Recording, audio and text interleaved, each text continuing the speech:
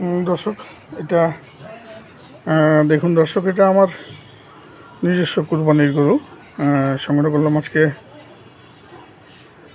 দিনাজপুর জেলার একদম বর্ডার সংলগ্ন খানপুর হাট থেকে।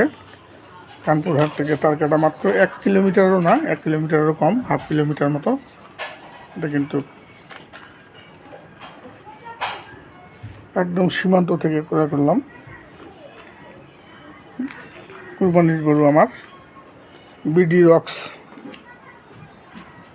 কুরবানির গরুটি। আর এটা কিনলাম মাত্র 53,000 টাকায়। দেখুন, 2 দাঁত বয়স, মাত্র 53,000 টাকায় ক্রয় করলাম।